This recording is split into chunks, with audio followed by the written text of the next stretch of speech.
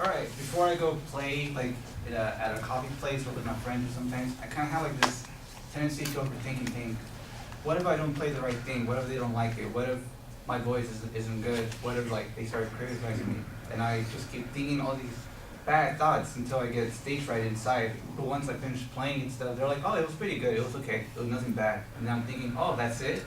So, like it wasn't made a big deal about it for nothing. And it leads me to this quote by Mark Twain where it says, I can live for 3 months on a good compliment. And it's true because it's true with the saying that we are our own worst critics, or we tend to think about what others think about us rather than remember or use the good qualities and attributes of us, and that defines us more than what other people would say.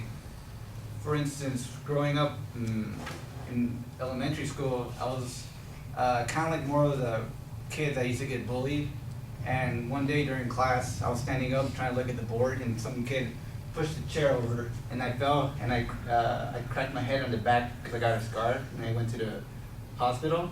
But luckily for the kid, he got expelled. Yeah, but what that has taught me is like, there are always going to be people who don't agree with you. But like, you know what, who cares? Like, we're not all the same. If we're all the same, then, I don't know, we all be like uniform. And none of us don't want that, I believe. Because like, it's better to be individualistic rather than collective, because there's no such thing as normal, because we're all different. How do you define normal? What I'm trying to say is that rather than believe what other people think of us, believe in yourself and don't give a crap of what other people think. Thanks.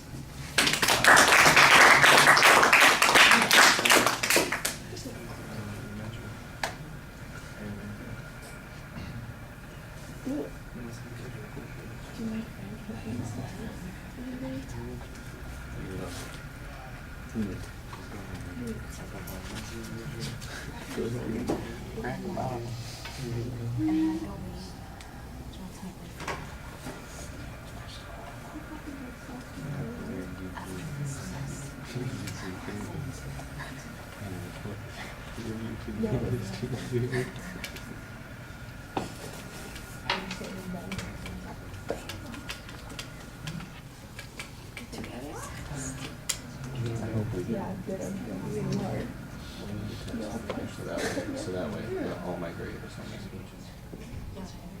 So.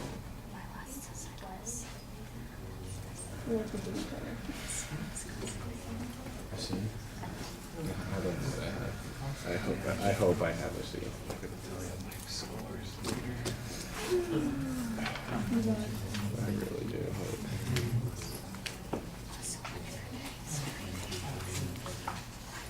All right, Danny, let me start at the end of the speech because I think you did something that a lot of people don't do, which they ought to do, and that is when you are exhausted of ideas and you are done, get out quickly and cleanly. And I thought you did a pretty good job of that. You just came back to the point that you're trying to say, and you finished up instead of belaboring the point and struggling, and it comes across a lot more graceful as a consequence. At the beginning, I wasn't quite sure when you were talking about playing. I assumed that meant with a band or something like that. Yeah. So that was a little hard for me to figure out as you were getting into it. But ultimately, I think it makes a little bit of sense. I thought the transition to the quote was really effective, and that you had a good point here. When you started talking about being your own worst critic, I thought, okay, this will be a good place for you to talk about this, how we pick on ourselves, why we pay attention to some things more than others, why it is that we listen to the internal voice rather than the voices of the people that are talking to us instead. There's a lot of stuff to talk about there, but you don't really develop that, and that part of the problem is that you don't get a structure.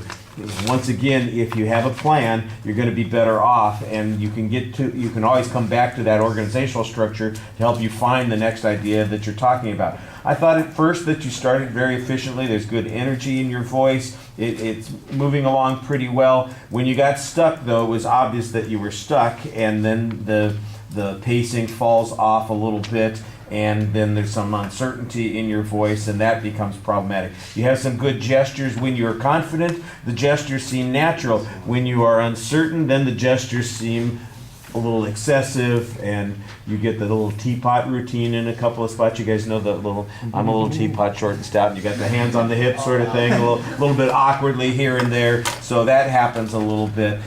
Look, your facial expressions are animated. I think you have good eye contact with the audience, but whenever there's hesitation in the content, then it becomes obvious. They mirror each other very clearly when you're speaking.